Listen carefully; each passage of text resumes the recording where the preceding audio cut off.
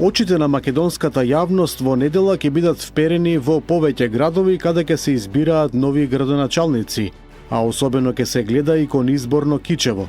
Таму се случуваат процеси кои одамна се очекуваа и посакуваа. Почнаа да дуваат нови позитивни ветрови, нов дух и надеж за соживот и меѓусебно почитување. Ова особено се разбуди по јавното обраќање на сопругата на кичевскиот кандидат од ВМРО-ДПМН Линдита Јовановски, која е албанка по националност. Таа порача дека Кичево заслужува градоначалник кој ќе работи за сите граѓани, без разлика на националност, вера или пол. Имаме морална обврска кон иднината на нашите деца, истакна таа. Ова е целосна спротивност на она што го манифестираа некои партии. Кампањата пред првиот изборен круг покажа дека особено ДУИ не пораснала, туку останала зачаурена во 2001 година, повторно ставајќи ја на маса националистичката реторика. За среќа многу граѓаните тоа не го купија. Од друга страна пак ВМРО-ДПМН покажа пример за меѓуетничка соработка, поддржувајќи албански кандидати уште во првиот изборен круг во неколку општини, а и се опомена кон своји коалициони партнери кога тргнаа по патот на ДУИ. Во недела се очекува кичевчани да испратат силна порака каква одамна и е потребна на Македонија. Изборната кампања привршува. Граѓаните се изнаслушаа многу ветувања, а искуството не учи дека некои посебни граѓани не многу јавно пред избори добиваа и ветувања за вработувања и за членувања во разните управни одбори кои ги има еден куп по локалните јавни предпријатија. Но нели е време таа пракса сега да заврши? Време е да се спроведе она што јавно го ветуваа кандидатите за градоначалници, дека квалитетните кадри ќе се вработуваат, а не партиските. И во многуте управни и надзорни одбори треба да се ставаат експерти зналци, а не кревачи на рака во корист на градоначалникот и партијата. Во едно време е да се намали бројот на членови во таквите управни одбори, а секако и да се намалат обемните паушали кои ги добиваат неретко за само една двочасовна седница во месецот. Јавниот сектор брои над 1300 институции и органи на државно и локално ниво. Според некои пресметки, меѓу 2 и 3 милиони евра годишно се плаќаат од државниот буџет за членовите во разните управни и во надзорни одбори ширум Македонија. Тоа мора да се намали, а ефикасноста конечно да се зголеми. Се доближува денот за гласање. Кандидатите за градоначалници се растрчани и прават последни обиди да се допаднат на гласачите давајќи разни ветувања. Од друга страна и државните служби се активни, па така утрово започна дистрибуцијата на избирачки ливчиња за гласањето на вториот круг на локалните избори. Ке се бираат градоначалници во 32 општини и во градот Скопје. Во градот Скопје право на глас имаат 474.394 гласачи, кои треба да се изјаснат помеѓу Орце Георгиевски од ВМРО-ДПМН и Јамар Мециновиќ од Левица, кој да го води главниот град во наредните 4 години. Втор круг од локалните избори ќе има и во скопските општини Карпош, Центар, Аеродром и во Шуто-Оризари. В недела ќе има и прегласување и за членови на Совет ќе има на 3 избирачки места во општината Шуто-Оризари. Поради недоволен цензус на првиот круг од локалните избори во 4 општини Гостивар, Врапчиште, Центар Жупа и Маврово и Ростуше ќе се спроведе нова изборна постапка за избор на градоначалници. Гласањето согласно изборниот законник нема да се одржи во недела, туку во рок од 60 дена од конечните резултати од локалните избори. Според информациите од Државната изборна комисија, во овие општини во првиот круг не беше постигната законската излезност од најмалку 1/3 од запишаните гласачи, што е услов за изборите да се сметаат за успешни.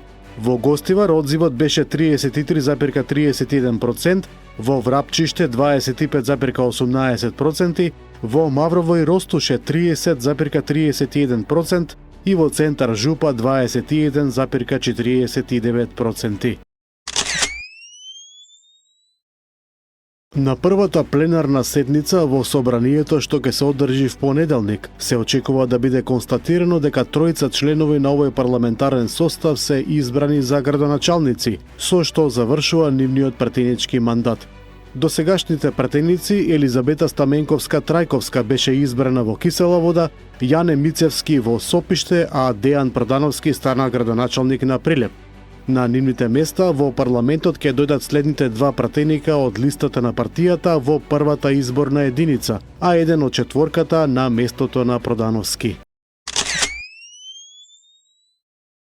По американските санкции од минатата недела, рускиот нафтен гигант Лукойл соопшти дека постигнал договор со кипарската компанија Gunvor Group за продажба на сите имоти во странство. Лукойл во моментов поседува своји компании во 12 европски земји, меѓу кои и во Македонија. Во нашата држава, руската компанија има околу 40 бензински пумпи и неколку стотици вработени кои квалитетно ја подигнаа конкурентноста на пазарот и даваа дополнителна вредност на оваа економска гранка во Македонија. Американската администрација го симна од црна листа поранешниот председател на Република Српска Милорад Додик. Од списокот на санкционирани се отстранети и 28 други лица и фирми блиски до Додик. Причините за укинувањето на санкциите не се наведени во одлуката, но таа следува откако Додик го прифати неговото разрешување од функцијата председател на Република Српска.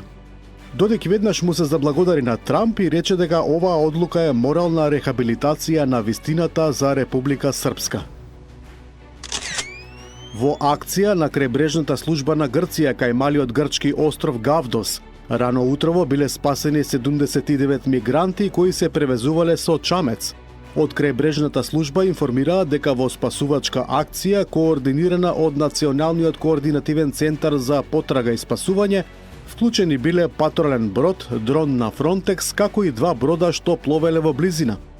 Мигрантите биле безбедно пренесени до пристаништето Палеохора на Крит, каде што ќе следат потребните процедури за идентификација и сместување. Председателот на Русија Владимир Путин објави дека украинските сили во стратегиските градови на фронтот Купјански и Покровск се целосно опколени и дека Зеленски е на потек да ја донесе одлуката. Според аналитичарите, со оваа изјава Путин врши притисок врз украинскиот председател да одлучи за судбината на неколкуте илјади своји војници, како и да спречи понатамошно измамување на сопствениот народ и западните сојузници. Истовремено Путин испрака јасна порака и до САД и ЕУ каква е реалната состојба на фронтот. Започнување на антивоена кампања по која ќе следат мировни митинзи низ цела Унгарија, најави тамошниот премиер Виктор Орбан. Тој посочи и дека смета оти ова е неопходно поради воинствената политика на Европската Унија во поддршката на Украина во нејзиниот конфликт со Русија. Опасноста од ширење на војната е поголема сега од кога било. Европејците сакаат да започнат војна. И ние сме европејци, но не сакаме да се бориме. Унгарците нема да се борат, рече Орбан. Тој истакна дека заедно со застапниците на мирот ќе организира низа антивоени акции низ целата земја, од кои првата ќе се одржи на 15 ноември во Джер, на која и тој ќе учествува. Орбан потсети дека на 23 октомври во Будимпешта се одржа маршот на мирот, на кој учествуваа 80.000 лица. Можност за смирување на трговските тензии меѓу двете најголеми светски економии, најави американскиот и кинескиот председател на состанокот кој утрово по македонско време се одржа во јужнокорејска воздушна база. Ова е нивна прва директна средба по 2019 година. На почетокот на разговорите Си му порача на Трамп дека е нормално двете водечки економии во светот повремено да имаат триења и несогласувања. На скалата од 1 до 10 состанокот со Си беше 12. Тој е исклучителен лидер на многу моќна земја, изјави Трамп по состанокот.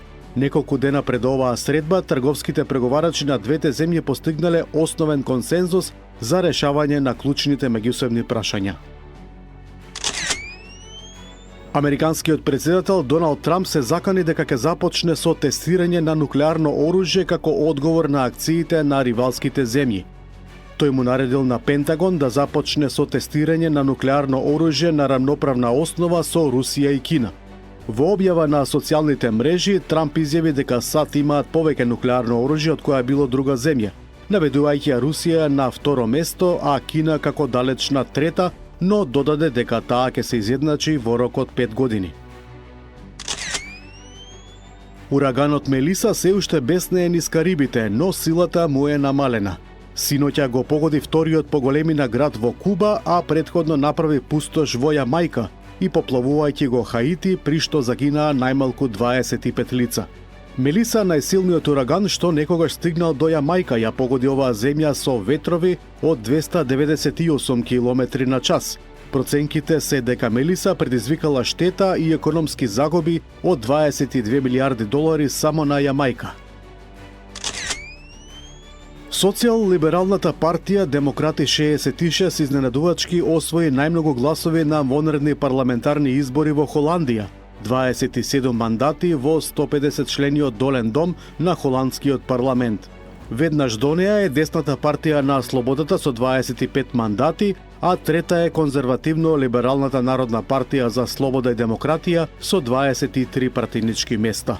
Веднаш по нив се и коалицијата на Лабористичка партија и Зелена левица со 20 партеници и Христијанско-демократски повик со 19 мандати. Ваквата распределба на мандатите може да доведе до нова политичка криза и тешки преговори за формирање на нова влада.